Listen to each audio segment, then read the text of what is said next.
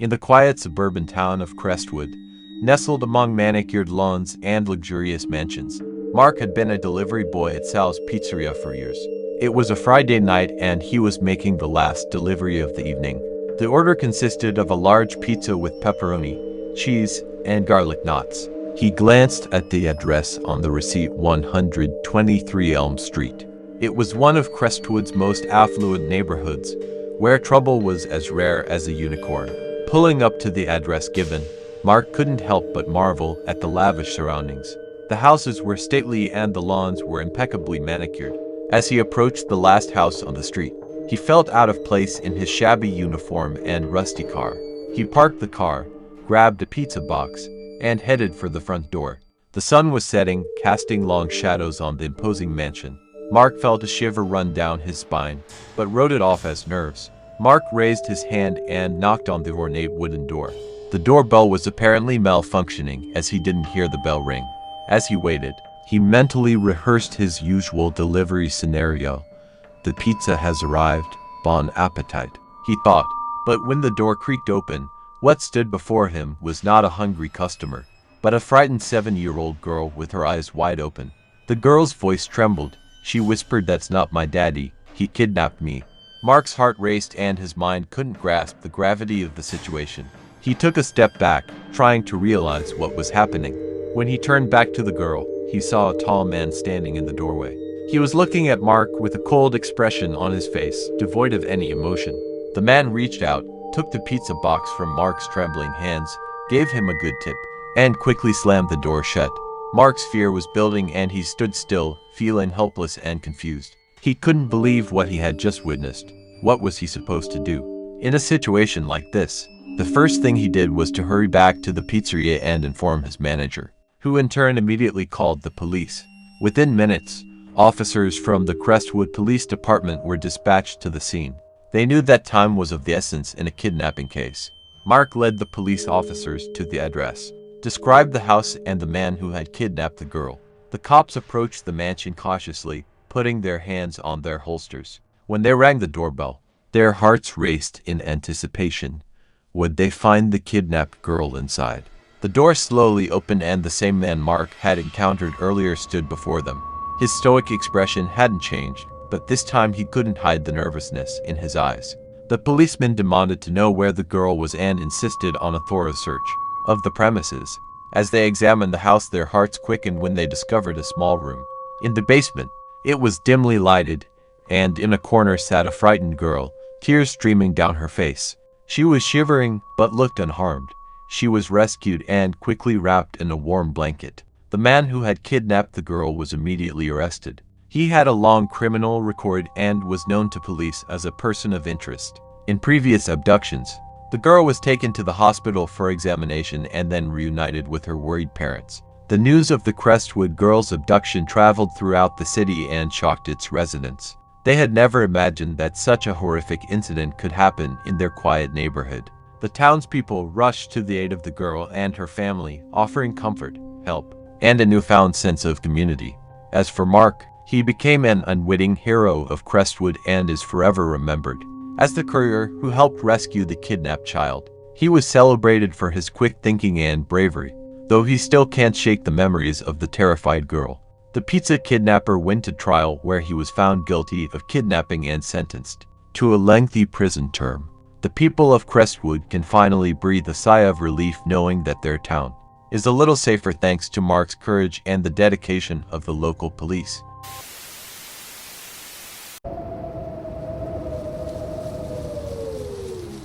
In the suburban town, the quiet evening was about to take a chilling turn. Jackson, a lanky and unassuming pizza delivery man, was making his way through the winding streets, doing his routine job of delivering pizzas for Tony's Pizza. As the sun dipped below the horizon, Jackson's trusty car pulled up in front of a charming 2-story house with a pleasant facade. Nestled among a row of similar houses, the aroma of freshly baked pizza wafted through the cabin. As Jackson took his order from the passenger seat, he breathed a sigh of relief. This was his last delivery for the day. What he didn't yet know was that this stop at 47 Elm Street would forever be etched in his memory. The street lamp illuminated the porch steps with a warm, inviting light. Jackson, clutching a pizza box in his hands, headed for the front door. He knocked, and after a few moments the door slowly opened, revealing a middle-aged Tom man with a strained expression on his face. "Hey, I brought your pizza," Jackson said, smiling affably. Tom took the pizza box and peered over his shoulder into the dimly lit living room. "Sorry, I just have a little situation here," Tom mumbled, his voice shaking slightly. Jackson furrowed his eyebrows, but decided not to continue. Reaching into his insulated bag for the receipt, he couldn't help but notice the cold feeling that gripped him. There was a gun lying on the coffee table in the living room. His heart raced and he felt a sudden rush of anxiety. His eyes widened and he gripped the receipt tighter, realizing he had just walked into a potentially life-threatening situation. Panic began to pulse through his veins, but the real horror was yet to come. As he tried to look away from the firearm, a tiny, innocent voice suddenly broke through the eerie silence. "Daddy, what is it?" The girl, who was no more than 7 years old, picked up the gun, and her curious eyes widened with surprise. Her name was Emily. In some surreal, terrifying moment, she playfully pointed the gun in Jackson's direction, oblivious to the impending danger. Panic gripped Jackson as he imagined the unimaginable. The girl's small fingers gripped the trigger, curiosity taking over. In that instant, his whole life flashed before Jackson's eyes. His mind was racing, and the realization that he was one trigger pull away from his own death was unbearable. A wave of terror came over Tom, who was distracted for a moment. He rushed forward, his reflexes finally catching the horrifying picture. With trembling hands, he snatched the gun from Emily and placed it back on the table. Jackson felt his knees grow weak as potential disaster was barely averted. He hastily stepped back, taking deep breaths to calm his frantically pounding heart. Tom looked at him with a mixture of embarrassment and gratitude. "Sorry about that," Tom stammered, a note of remorse in his voice. "It's just been a rough day." Jackson nodded, unable to find the words. He gingerly took the receipt, turned quickly and walked away from the house, all his thoughts consumed by the impending denouement.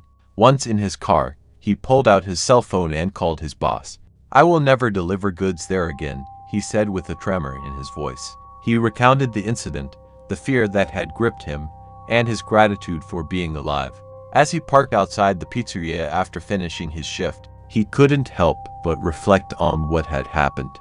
He realized he had narrowly avoided tragedy. In the weeks that followed, Jackson found it hard to shake the chilling memories of that fateful delivery. He couldn't help but think of how close he had come to a tragic end because of an innocent childish curiosity.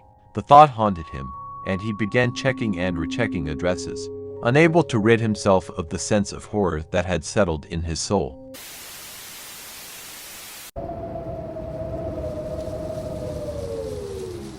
In the quiet, tree-lined neighborhood of Willowbrook, it was a serene and peaceful evening as the sun dipped below the horizon.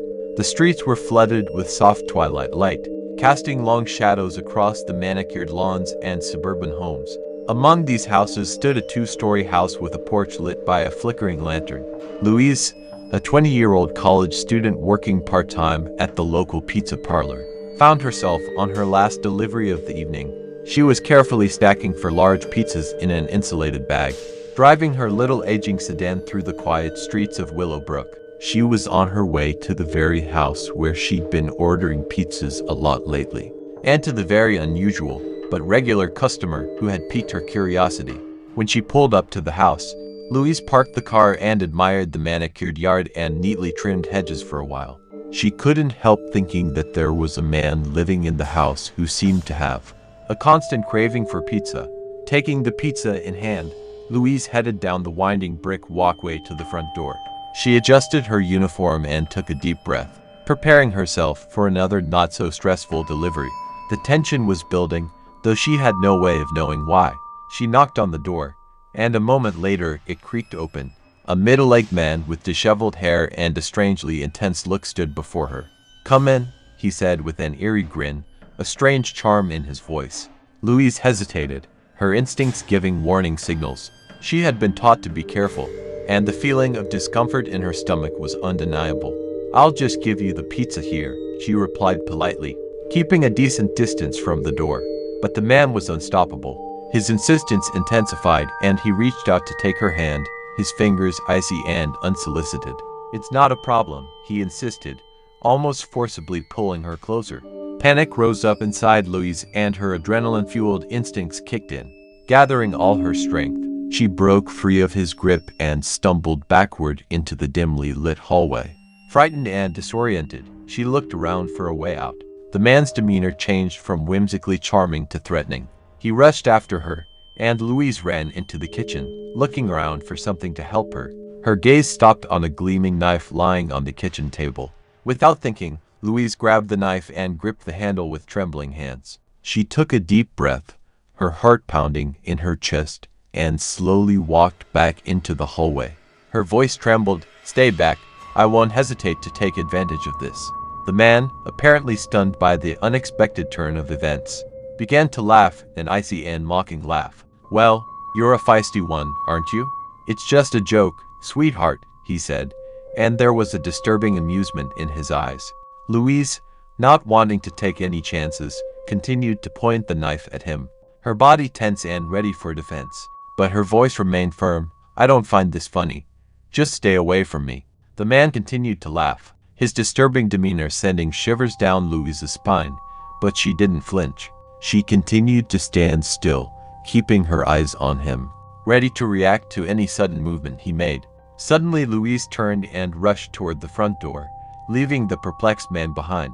Gasping, she rushed to her car and quickly locked it from the inside. With trembling hands, she grabbed her cell phone and dialed 911, telling the operator about her disturbing encounter. The dispatcher assured her that the police were on their way, and Louise waited anxiously in the car, her heart still racing. It seemed like an eternity, but finally sirens sounded in the distance and two police cars pulled up to the house. The officers, armed and ready to go, approached the house cautiously. Louise directed them to the man, who was still laughing and trying to downplay the situation. However, the officers paid no attention to his behavior and quickly took him into custody.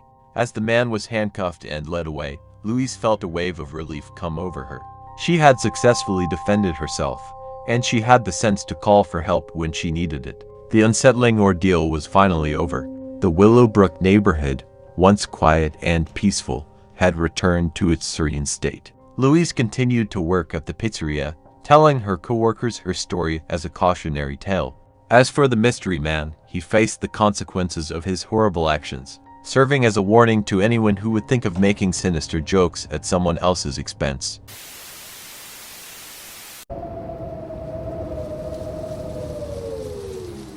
In the small, quiet town of Willowbrook, where nothing much happened, Thomas made his living delivering pizzas for Sal's Pizzeria. He was a lanky young man with a perpetually messy mop of brown hair and often found solace on the road delivering hot and soggy pizzas to the townsfolk. It was an ordinary evening when an event occurred that would haunt him for years to come. Thomas was driving his usual route, a stack of pizza boxes resting on the passenger seat of his old, shabby car. It was evening, and the golden rays of the setting sun cast a warm glow on the suburban homes lining the streets. He stopped in front of an unremarkable, weathered house. The address for the pizza delivery was 142, and he was in no hurry since his destination was a short walk away. As he approached the door, he felt like something was wrong. A sense of unease swept over him. A dim light burned on the porch, casting eerie shadows across the yard. Ignoring the gnawing feeling, he pressed the bell and waited. A few moments later, the door creaked open, and two men, perfectly ordinary, appeared on the threshold. "Hi, thanks for the pizza," one of them said monotonously, holding out a wad of money. Thomas, not knowing what to say to that, accepted the money and handed over the pizza. As he looked past the men into the dimly lit living room, his heart beat faster. Two young girls lay unconscious on the couch, their limbs spread and their faces ghostly pale. Panic seized him, but he dared not utter a word. "Thank you," the second man said as he closed the door. And Thomas was left standing in stunned silence. The eerie encounter had been short-lived, but it would remain in his memory for years to come. Back in the car, Thomas couldn't shake the feeling of helplessness that overwhelmed him. What was going on in that house? Should he have called the police or at least asked a few questions? His conscience fought his indecision, and as he drove back to the pizzeria, he struggled with the inner conflict that now consumed him. In the evening, he couldn't sleep. Memories of the two unconscious girls haunted him. Never in his life had he felt so torn and conflicted. He knew he had witnessed something very scary, but he had no concrete evidence or knowledge of what had happened. Fear and uncertainty prevented him from taking any action. Days turned to weeks, weeks to months, but the incident continued to torment Thomas's conscience. He often lay awake at night replaying the scene over and over in his mind. He couldn't shake the thought that he should have done something more. But what could he have done? And could it have made a difference? As time went on, Thomas's feelings of guilt and helplessness only grew stronger. He became obsessed with finding out the truth, spending hours on the internet searching for any news and articles that might provide clues to what had happened.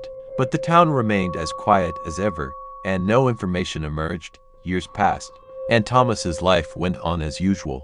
Eventually, he quit his job at the pizzeria, feeling that delivering pizza had become a constant reminder of that fateful day. He got married, had children, and began to lead a quieter life.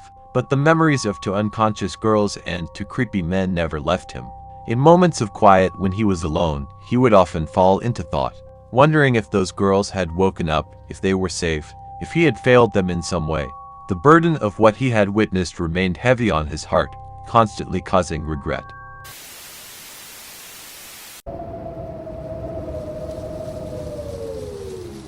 Jacob had never been thrilled about working the night shift at Tony's Pizzeria, in the small and creepy town of Wintersville. The secluded location surrounded by dense forests made every delivery feel like a plunge into the unknown. Plus, Wintersville was famous for its strange occurrences. One chilly moonlit night, Jacob's phone rang, announcing a new order. He glanced at the address on the screen: Motel 6, Room 13. Rumors about Room 13 had been going around for years, locals whispering about strange occurrences and ominous events. A pit formed in Jacob's stomach, so he grabbed a box of pizza and headed out in his shabby car. The winding road to the motel was shrouded in darkness, and Jacob felt like he was in a realm where the usual rules no longer applied. The forest seemed to be closing in on him, casting eerie shadows that danced in the moonlight. Finally, Jacob pulled into the motel parking lot, and the sight of it sent shivers down his spine. Number 13 was at the far end, its flickering neon sign barely illuminating the room. Tension hung in the air, and as he approached the door, Jacob couldn't help but notice the dark, blurry streaks leading into the room. With a trembling hand, he knocked on the door, hoping the delivery would go without incident. The door creaked open, revealing a dimly lit room. Jacob's gaze fell on a picture that defied all logic. Blood, fresh and dried, covered the floor, forming a gruesome mosaic. The source of this outrage lay on the bed. A man with his face contorted in agony was propped up on the headboard of the bed. His right leg was wrapped in a makeshift bandage, and the room smelled of disinfectant. He shifted his gaze to Jacob, his eyes reflecting pain and fatigue. "You're from Tony's." "Right," he wheezed. Jacob nodded, unable to tear his gaze away from the horrifying sight. "Yeah, I got your pizza," he stammered, trying to keep his composure. The wounded man, whose name Jacob found out was Stump, smiled weakly. "Okay, I'm starving," he said, reaching out for the pizza. Jacob hesitated, looking around at the gloomy surroundings. Curiosity got the best of him, and he couldn't resist asking, What happened here?" Stump's laugh sounded like a pained croak. "Let's just say my colleague and I had a little disagreement involving a chainsaw. He's got a temper. That guy."